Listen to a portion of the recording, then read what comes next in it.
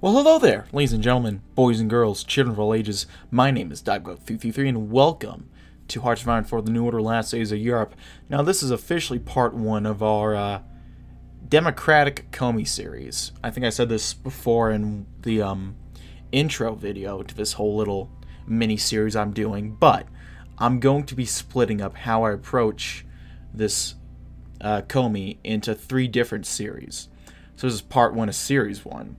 Where I'm playing as the more democratic Komi factions. And next time, probably next series, I'm going to be doing a more left-wing communist type. And then next I'm going to be doing some flavor far-right. Maybe not Tabby. I know he's leading the polls right now, but that'll come at its own time, I think. But probably another flavor of far-right.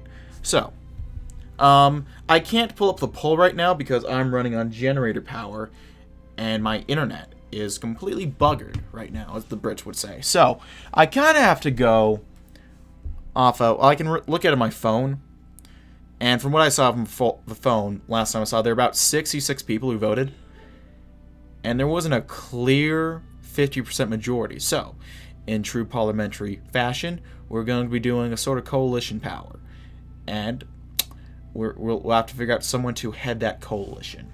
Now, the Socidems were leading at the start, but, you know, in every good relationship, you know, there are compromises. So the Socidems are probably going to have to take the knee here. Plus, I'm eventually going to do a RFK into Glenn, so I guess that's sort of not quite full Sociedem. But I feel like I do a lot of Sociedem games, and I want to do something a bit different. We did a conservative democracy. Well, we can't do that already. So we're going to be doing a Lib Dem with Kosygin. So we're going to get to going. So we're going to do this. And we'll do these two, and then we'll get working on the affairs of National Assembly. Because I saw another YouTuber do this. I forget his name off the top of my head. One of the guys who's doing Tabaritsky playthrough for Komi, and it was pretty interesting because I've done a few test games to kind of figure out what to do for this, but I never did that side of a tree, and it's really interesting, and so I think I'll go ahead and give that a shot. But yeah, here we are. So we got Sociedem, a lot of Sociedem ministers, interestingly. But yeah. So we got our paramilitary reports. The house burns behind them. As all houses do in time, screams are cut short by the bark of gunfire, mercifully swift. A gunman retches to the side of the acrid smokestack that pours from a gaping hole in the house's remains. Those with a little more composure hold the sobbing townfolk and the screaming widow away from the scene. If she wasn't a widow before, she certainly is one now. Officer Popov takes a whiff of his cigarette, hacking as his fingers tremble. He's waiting for someone, and that someone is late. Lateness is not quality of the Vosnensky Brigade, a regular, appreciates. As the distant screams recede, his acquaintance swims into view. Grabbing irritably at the dusk of his lapels, Commander Koslov makes his way to the burning frontage. He kicks aside a brick, nods briskly, and the two are down to business. There's a little to discuss, Popov. The commander glares into the distance, pointing southeast of a dude positions. You shoot 2 men here. We kill a couple more. We'll do the same thing this time next week. Not what I was talking about. We're hitting those fucking bolshies in our own neighborhoods, so what about the others? Popov is venomous, his searing gaze directed towards all of communism, or perhaps it is focused on Kozlov. We need to spread out. This does nothing for the health of the Republic. Kozlov brushes his ragged beard. His men will gladly go where there's game to be had, but control is thin enough in this district as it is. Is it worth the expenditure? Will their paymasters in the parliament be happy? He shrugs. In the end, be him who decides, not some weight-suited corpse. Democracy is built on the ground in Komi, even when it is built bullet by bullet. So we can expand operations and decrease the influence of the left and the right, or stay where we are and increase the influence of the center. Now, how's the influence on both sides? Significant enough that it probably would help.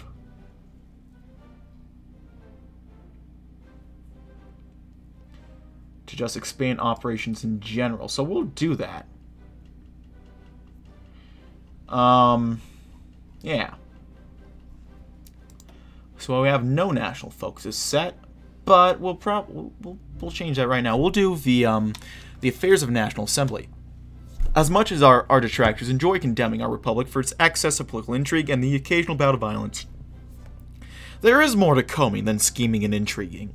The policies of a National Assembly, while bitterly contested, as all things are critical elements for the thousands of people who are affected by the government's machinations each year. Opening the National Assembly for the year, appointing new party whips, and ensuring that everything functions as normal shall ensure that the functions of the Republic institutions are as strong as ever.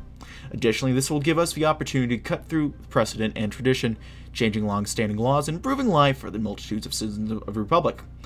Through the tactful exercise of state power, backed by the people, anything becomes possible. So I'll give us 50 PP, which will get some room to work with. And so, let's see. We have a friend on the left. We want to be very careful with that, but there's some of this stuff that just looks too good to turn down, like supporting public houses. So Zdanov will be able to call in a few more favors, but our poverty rate is going to improve, and our poverty rate right now is not good. It's going up a little bit, thank God, but 50-80%, that's horrible. So I'm thinking we'll bite a bit of a bullet. He'll be able to call in a few more favors.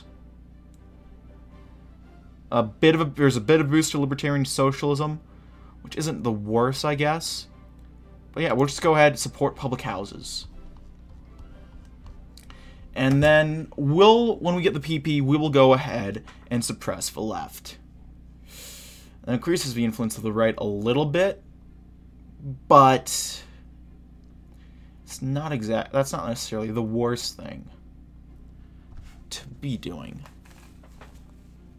So we'll go ahead and go with that. And I'm wondering, can we do any raids? We can raid against Vologda. Now that might be a nice idea, so we'll go ahead and send our troops there. So we can form coalition tickets and all that jazz. We'll go ahead and prepare a raid. We'll use a bit of command power, but hopefully they'll just give up their loot. And we'll be able to, you know, do things without much of a resistance. So we can raise some confidence in democracy to increase the center power, which we need to work on suppressing the left right now. That's really what I'm thinking. So we can initiate a raid, which we'll try to do. So they can choose to just give it up to us. Hopefully they will do that and make things easier on us, and if not, then shit. Okay, the 1962 budget. This budget of the Republic is a critical document providing a comprehensive list of appropriations for each and every program administered by the government of Komi. However, even with the ruling coalition's dominance of the National Assembly, its passage is not entirely guaranteed. Historically, compromise has been necessary to pass budgets, as every party within the coalition has a different idea of what should be funded. The budget, thusly, has become an exercise in pork barrel spending, with deputies given appropriations for pet projects to keep them loyal. With the increasing unpopularity of the President V, however, the National Assembly could possibly not be quelled by the usual tricks. Numerous advisors and allies to the President have hinted to him that the usual method of getting the government on his side will be much less effective during this term. Additional means may be necessary to ensure that the Republic gets what it needs in terms of funding. Well, we'll try that, figure that out the best we can. So we can suppress the left, which I'll do right now, because that's probably important. So they caved, we got some PP, and we got some more loot. And I don't like doing that, but you gotta do what you gotta do. unfortunately. And we'll be funding our new agricultural methods soon enough. So we'll go ahead, get that out of the way. Looks like they have no hard feelings towards us. Another day in our fine republic. That's a lean with today's weather. Now, something has come to my attention that I think deserves some dialogue. And this is really serious, don't get us wrong. Thanks, Igor. Now, we have scattered reports and photographs, actually. Someone dropped a packet off in our anonymous sticks box that the government has actually reactivated the gulags in Ust-Kolom to house excess political prisoners. Now, for our listeners, as we investigate the story further, you may want to stay on the lookout and make sure your house is free of microphones, since if the government really is going back to Bukharin, who knows what's up next. Now, for those skeptical, Sergei, how do we know this? What does our investigatory process look like? How do we determine what to cover? Always a good question. And Radio Free Syktyvkar believes in transparency, which is more than most can say. Now, what we do to start off is that we mostly rely on anonymous tips. The box for that is 205 Internationale. Look for the red box with our logo. Photos included are always a plus, especially clear ones where we can see what's happening. That's how we exposed that thing with Vosnetsensky and that young lady last month. Hey, which lady was this? I lost track. Haha, so have I. Anyway, we got photos, and we sent our own guide around to do some investigative journalism, thanks to Mr.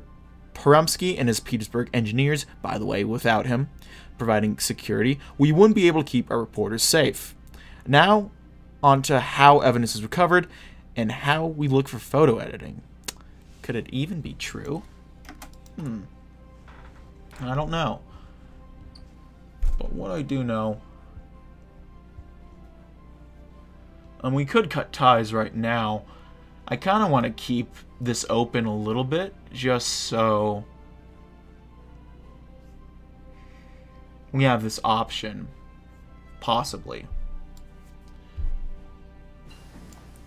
So we're improving some computing machines. We can go ahead and scavenge for some more loot, which I'll go ahead and do right now. And we'll get working on more advanced computing machines. We'll have some AK-47s soon enough. Which will be good. Give us a bit more of a leg up on the other guys. So we got the budget coming up. I think it'll be a good idea to work on one of these. Let's do the Infrastructure Repair Act. Well, the Republic has a Department of Transportation that handles repairs to infrastructure and replacements to damaged warcraft and transport vehicles. The department has constantly delivered complaints about how its funding is insufficient to deal with every issue that it currently faces. A new bill has been proposed to the National Assembly to pass through a special appropriation for the Department of Transportation, which is to be dedicated specifically to providing aid to their infrastructure repair division. However, certain aspects of the bill are undecided, specifically labor laws and the exact sources for the funds which are to be decided. These matters must be decided on in the National Assembly before the bill is to pass. Well, we'll get to that then. But I believe first we have the budget. There we go. The Komi Republic, unlike many of the warlord states that have a spread across the old Soviet Union, is blessed with a formal governmental and economic system. However, this does not entail stability or any sort of expedience in the National Assembly's budgetary machinations. The so-called Vosnetsensky, the ruling party in the governing coalition of the Republic, has prepared a budget for the year, a comprehensive initiative focused on external defense, internal policing, and public welfare to repair the damage caused by the bombings. However, internal polling reveals that a rather concerning trend within the coalition, with our current numbers of confirmed votes, it seems that if any more dissensions are to take place within the governing coalition, the budget will fail, and the Republic's government will be paralyzed for months. In the wake of a discovery of this distressing trend within the party, the President of the Republic has been forced to make a decision. The budget could be handled by Alexei Kosygin, leader of a young reformist party and talented economics, or it could be kept as is and strings pulled to ensure that the vote goes our way. While Kosygin is slightly to the right of the President, his influence could ensure that the budget passes safely and comfortably, evading an embarrassing government failure or shutdown. I'll give it a Kosygin. I'm sure this absolute chat of a man can figure it out. So the left's influence has decreased a bit, the right has increased. Let's raise some confidence in democracy. I think that's a very good idea, personally. So we're going to be funding our new agricultural methods soon enough. There we go. The government's national budget proposal passed through the National Assembly today, but many members of cabinet are disappointed and see it as a defeat. To get the required majority, President Vosnensky had to roll back a number of proposed budget changes, especially in regards to cuts in internal spending, to balance out the increase in military spending. This has forced the government to consider raising taxes, an unpopular move indeed. At least the president can be relieved the Republic will remain functional another year. Here at the Komi Courier, we have to say that is often all one can hope for. So we'll get some more influence for Kosygin, as well as Mr. V, which I'll just call him that. So it's kind of easier. And we're getting a lot more influence, actually, of Libdem than anything. There goes Menjiang, beating up the poor Komi Mongolians.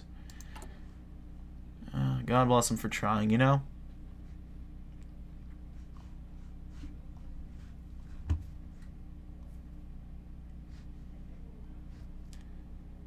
Wow. We got a bunch of raids going on. Tyumen versus Tomsk. It's a fun little conflict going on right there. What else do we got? Finishing scavenging in about 15 days, which will be good. We'll raise our confidence in democracy soon enough. There we go, the Infrastructure Repair Act. Oh, beautiful. Beautiful. Yeah, moderately strong. That's what I like to see. So we have no national focus set, so let's go ahead and do the Defense of the Republic Act. The Komi Republican Army is a formidable force in the Russian waste, but has its own set of problems, namely its small size. Due to our small population and necessarily inefficient census system, the Army doesn't quite get as much manpower as it needs from our current conscription policies. Several solutions have been raised in the National Assembly to address this issue and defend the Republic from hostile neighbors. While the official line of the ruling coalition is to increase the conscription period from 1 to 2 years, the left has proposed an addendum. A loosening of the laws that ban certain people from volunteering for military service due to participation in certain political organizations. While this is a drastic measure, it could assist the Republic in getting the manpower it needs. The solution, as always, will be decided in the National Assembly. Well, there we go. So we have the Infrastructure Repair Bill. As part of a new set of reforms, an increased amount of funding will go towards restoring the functionality of infrastructure damaged by German bombing, particularly paved roads, railroads, and larger bridges. The problem is that if we follow the recommendation of the Democratic coalition partners and commit to this without compensating for the really likely possibility of going over our very limited budget, we risk running up debt, which is notoriously expensive due to our isolation from international creditors. Igor Ligashev of the DSNP believes that he has found a solution after receiving assurance from Zhdanov that the Communist Party of Komi will vote in support of any increase in income taxes necessary to fund the infrastructure repair bill. This will, however, be highly unpopular both with the people and with the Democratic Center. The Passionaries, on the other hand, want to ensure the repairs are done within budget by utilizing our thousands of prison inmates as unpaid workers. This suggestion would be most popular with the people, but the rest of the governing parties would see it as highly inhumane. Which proposal should we go with? Two less favors. So we'll get another infrastructure, which is nice. Some more stab or penal labor. A bit of a hit to research speed. Free repair, that's not bad. Group population is actually kind of tempting. But I think we'll unite the center and expand the budget. I think that's a play. Because we got to stay as unified as we can here. That's really what it comes down to.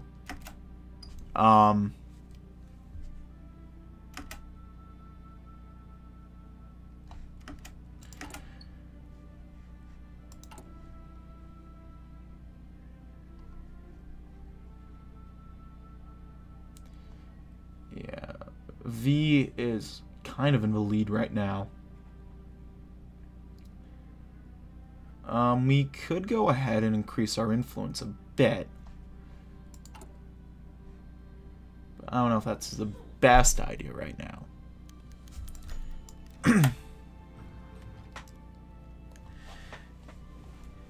Is Kosygin really the long-lost Tsar Alexei? As Sergei Taboritsky read the title on the paper on his desk, he felt a horrible, painful throbbing in his mind, like some sort of artillery shell was pounding against his skull. Not that the rest of the article was any better, the same sloppy writing and incompetent research as before, but that's not what pissed him off, no.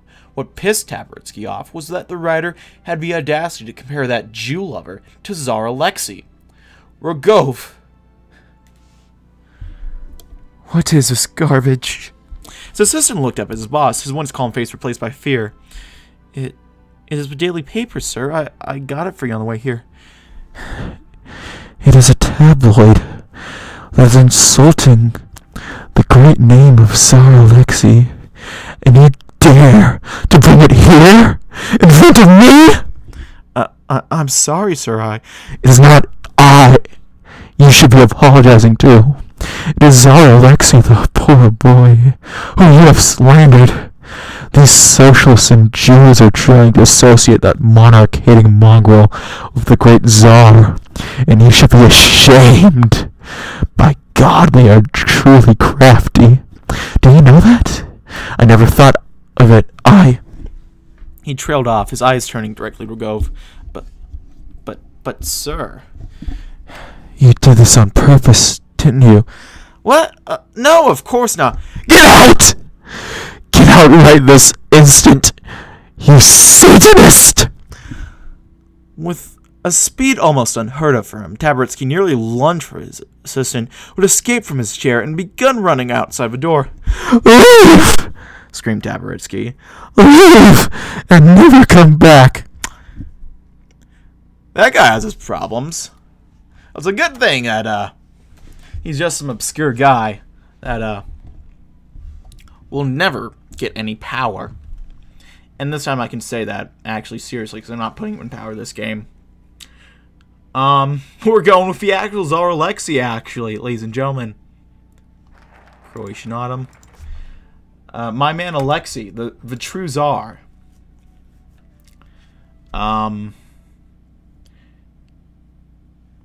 Could do the Municipal Pacification Act, which I think we'll do. The paramilitary situation has been said to be getting completely uncontrollable, with a general uptick in the overall violence over time. Several politicians in the National Assembly, spearheaded by Stalina and Kosygin, leaders of a Democratic center, have proposed a rather drastic bill. One has been said to increase police power within problem areas of the Republic to levels not seen since the days of Bukharin. While many politicians of the National Assembly have railed against the bill, calling it a tyrannical government overreach and a naked attempt at shutting down political opposition to the current ruling parties, one can argue that this opposition is just attempting to prevent these politicians' illicit sources of assistance from not being persecuted. Whether they like it or not, the bill will come down to vote, and it will all come down to the democratic process. Well, we'll give it a shot. Alright, well, the Republic has mandated conscription to defend itself, but the opposition is highly critical of a 2-year draft system favored by the DSNP and PSD. The current system has held for years, as the SMR, despite being critical of conscription, accepts it as a matter of national security. Now, however, in an unusual act of cooperation, the Communists have endorsed a bill first induced by the Passionari suggesting an alternative 4-year conscription system, albeit with provisions for lowered recruiting standards to ensure a bulkier army. With this alliance and the risk of more conservative PSD members defecting to vote with Passionari, there's a really real chance that the 2-year model is under threat. The Assembly will need to pass a decision on the Defense of Republic bill.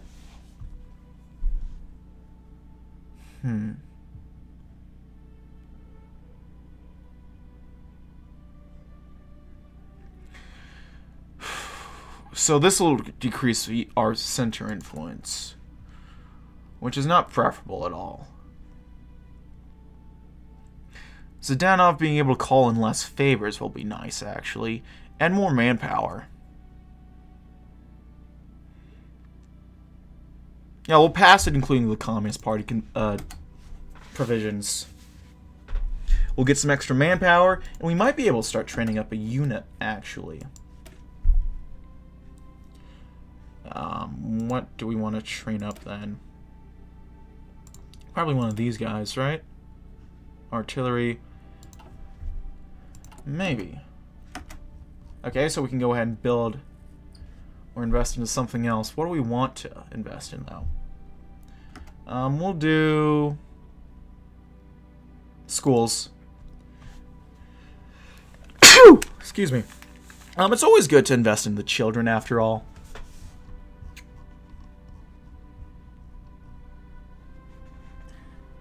Yeah, so he can't really call in that many favors quite yet.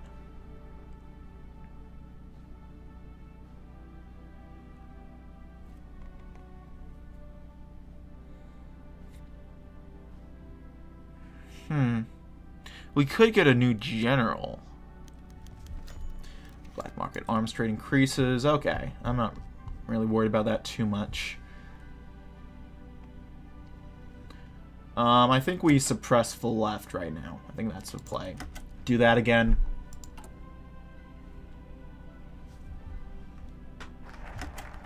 Municipal Pacification Act. And I guess there's actually two left that we can do. We'll do Equal Zoning Act. Yeah, actually, let's do Minority Representation Act.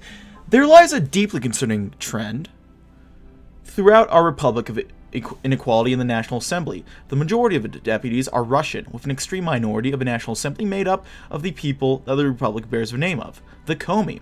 The proposed bill, spearheaded by Svetlana Stalina's PSD, makes a stand for a certain quota of minority representation, with new districts drawn to ensure more minorities are sent to the National Assembly, and the rich cultures of the Komi can be protected from a lack of representation. Unusually, Stalina and the left have aligned on this matter, with a large contingent of the Voznesensky, the PSD, and the Communists supporting this measure. The fate of a bill seems to rest on the groups that can be rallied to support or oppose it. A more moderate bill would gain the support of more of a center, who are concerned about the political ramifications of mandated representation and marginalize the left. That works for me.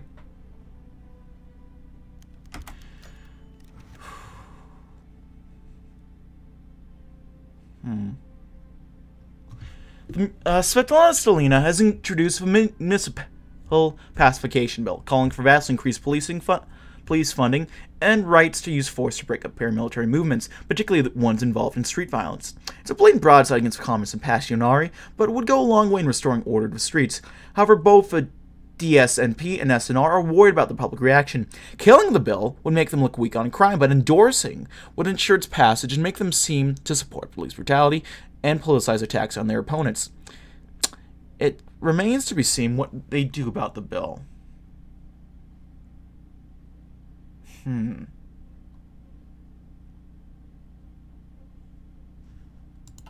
can kill the bill in committee, and that'll decrease the left and right influence, or we can endorse it and pass it. Let's kill the bill.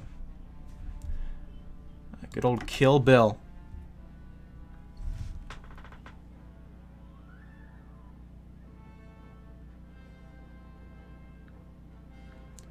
I'm getting a message I gotta look over real quick. I'll tell her, yeah, that looks right.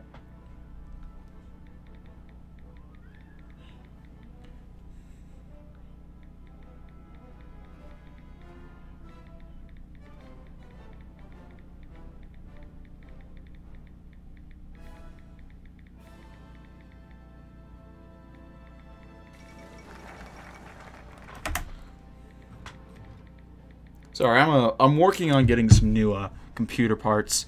So I'm cooperating with Mom to help me figure that out.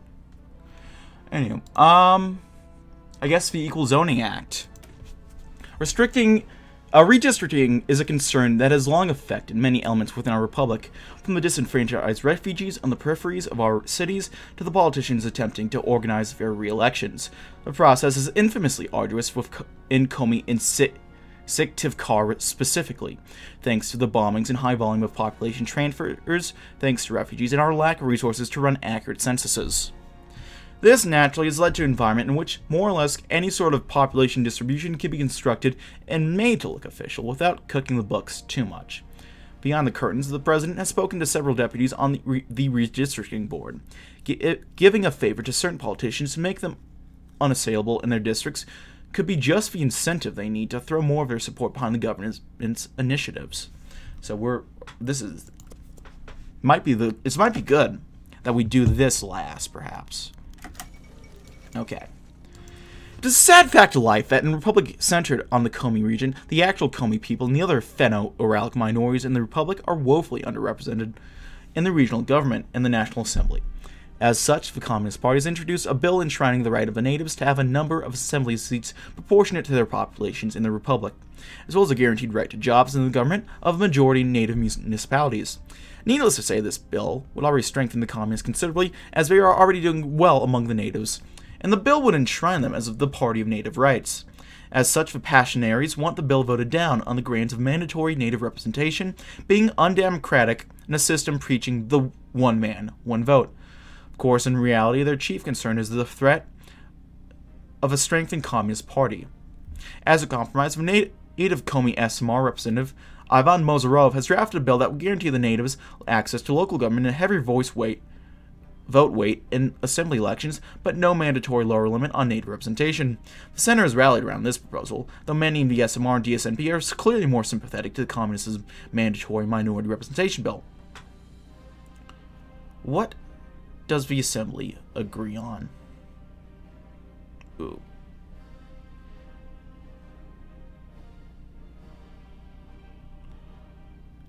Equal rights with affirmative action.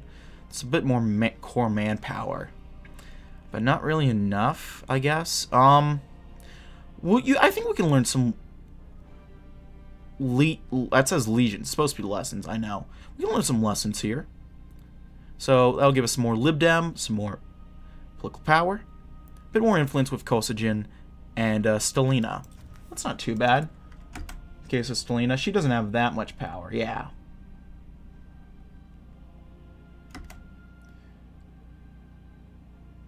So we'll go ahead and campaign for the SMR again.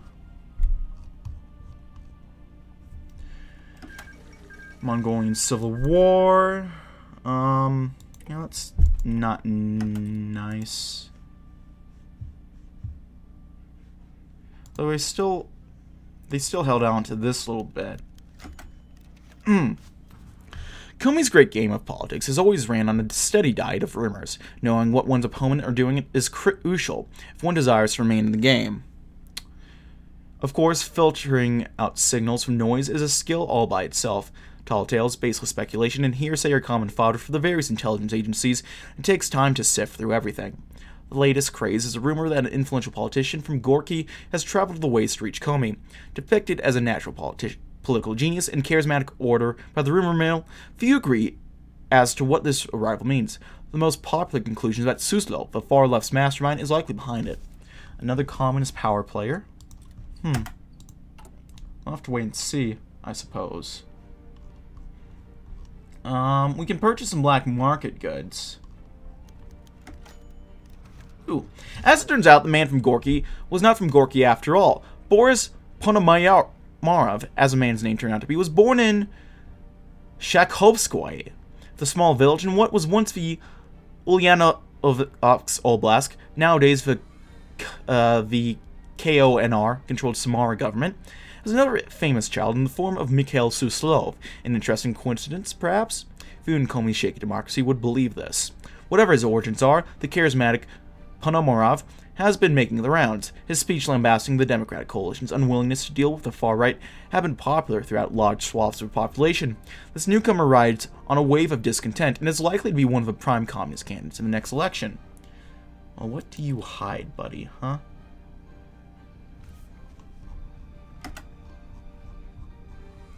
I'll just hide the black market good stuff for now. I don't particularly care that much.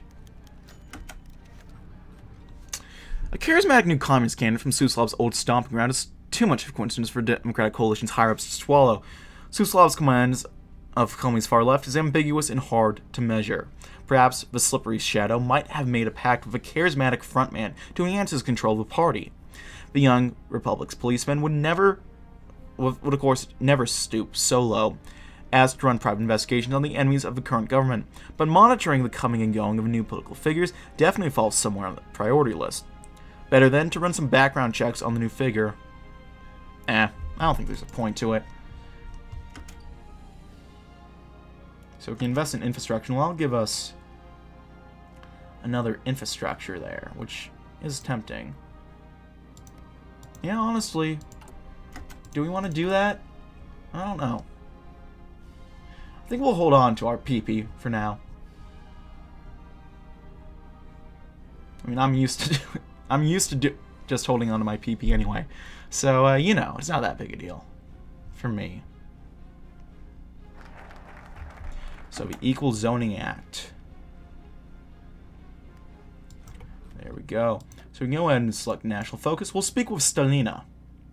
More influence of the center, Stalina, and authoritarian democracy. Svetlana Stalina, daughter of a famous Soviet bureaucrat, Joseph Stalin, is one of her most valuable assets in crafting effective measures of keeping radicalism down.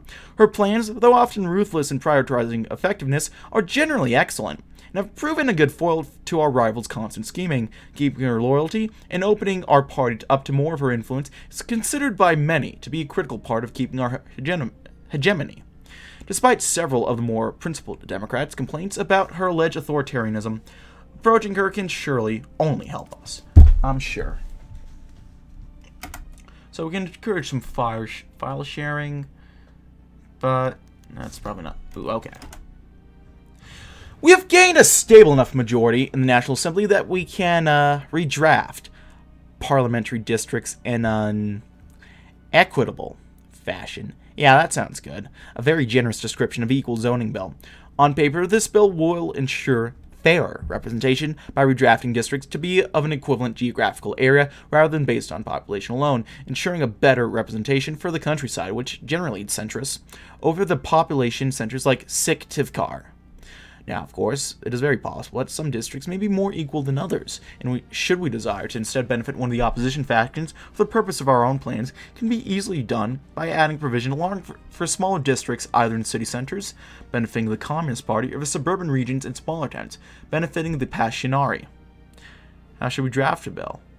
4 less favors, more authoritarian socialist support, right influence and Gumilev support, or a big hidden PP, but increase the influence of Svetlana, Kosygin, in the center. I think we take the hit right now. I think that's the play, honestly.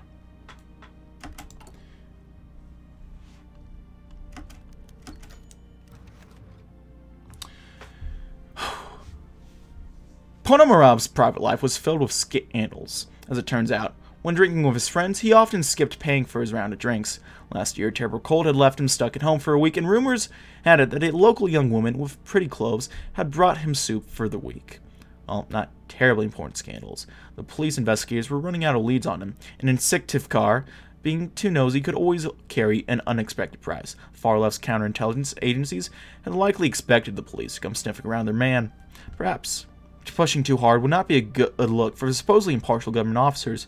The police thus ended its inquiry.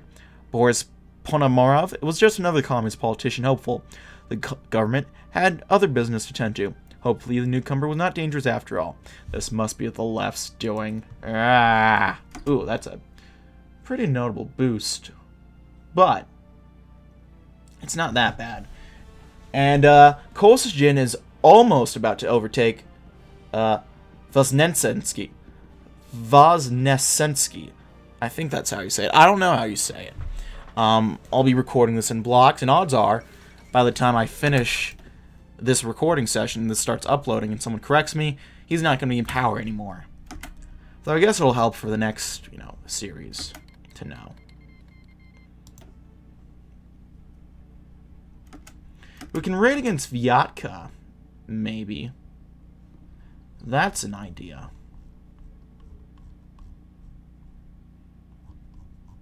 I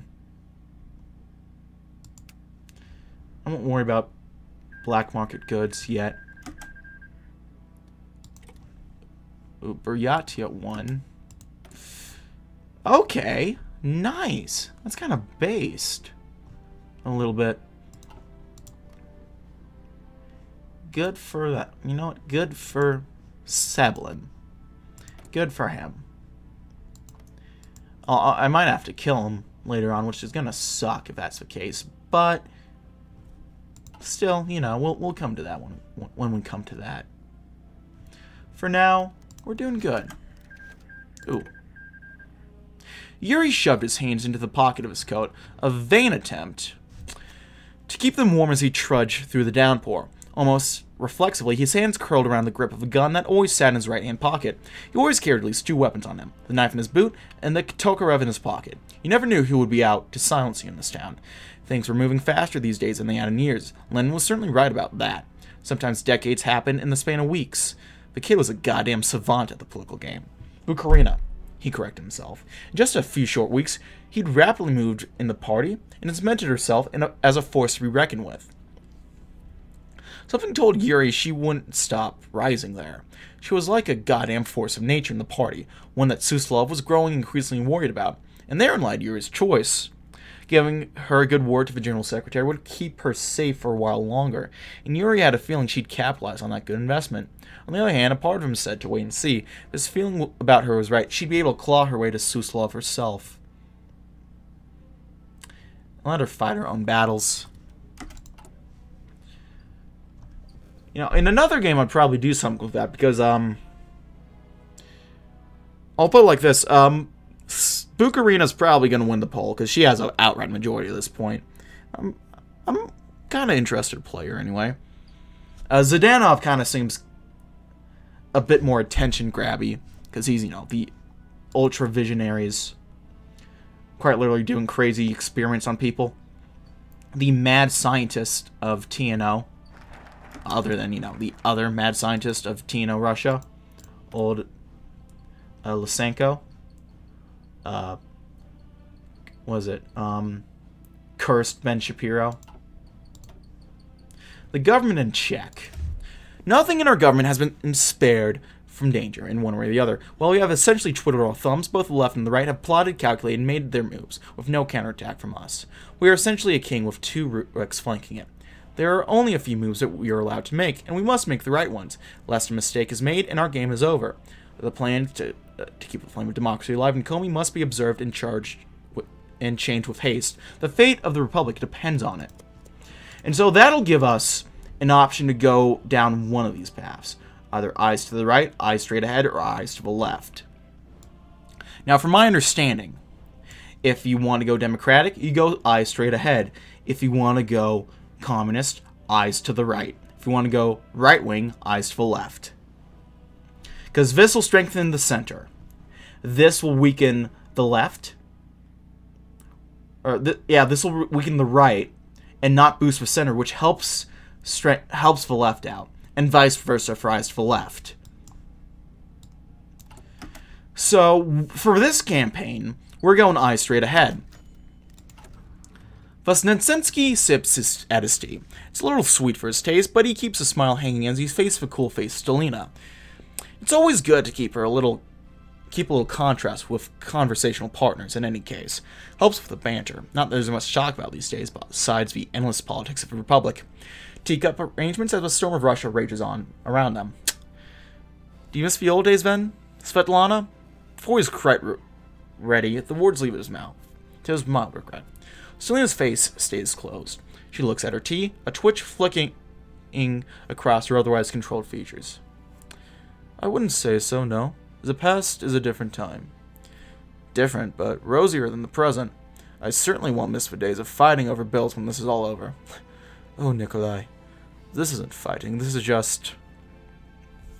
My father used to call it war without war. And look where we've gone, this republic. By fighting this hard. How far we've come. If this is how democracy works, I'll stick by it. Stalina smiles, almost wolfish. And I know you, you old fox. You like it here as much as I do. You'd die without the next bill to argue down or push up. Vosnetsky laughs back at her. You truly do know me. Perhaps I still have underestimated you, huh, Stalina? Yeah. Perhaps there is still health left in this place. Even if this old fox dies, Komi will struggle to breathe. Hot tea, warm words. some more stability too, which is very nice.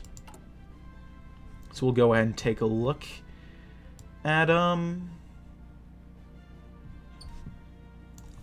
Kosygin is eventually going to take over for the right, it looks like.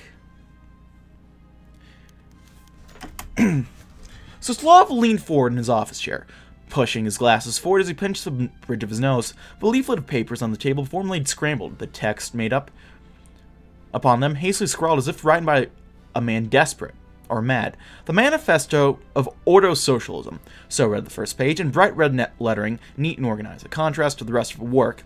A fact that Suslov found somewhat amusing, though he could not quite explain why. When Serov had pressed his theories to him, and Konrad Zhdanov, Suslov was optimistic, though Serov was inarguably a brute. He was a loyal one, and wasn't ignorant of Marxism. Though Suslov didn't quite expect the second coming of Lenin, he hoped that the ex-NKVD chief would at least demonstrate some knowledge of socialism. Instead, he found horror. Suslov sighed and shuffled through the papers once again. The churning in his gut only intensifying. Nothing about the manifesto was inherently wrong or reactionary, but Serov's wording, particularly in regard to what he referred to as hereditary reactionaries, suggested something far more sinister than simple theory laid under the surface of a manifesto. Suslov pushed himself away from his desk, stood quickly, hands quivering, and called for a messenger. "Bring me Comrade Serov immediately." And with that, ooh, dang it, I hit the PP. That's not what I want. I'm going to have to cut it here, ladies and gentlemen, so thank you as always for watching. If you like this video, go ahead and leave a like. If not, feel free to dislike. If you want to see more of this content in the future, go ahead and hit that subscribe button for more uploads every weekday, as well as every Saturday. If you have any comments, feedback, concerns, anything of a sort, go ahead and leave the comment section below. I read all the comments I get, and I appreciate any and all feedback you kind folks might have for me. If you want to send a few bucks my way, I have a Patreon. If you want to chat or play games, I have a Discord. If you want to watch me do this sort of stuff live, I have a Twitch, all of which are down on the link below. So, yeah, that's about it for now, folks. Thank you as always for watching. My name has been DB333. I'll see you guys next time. Goodbye.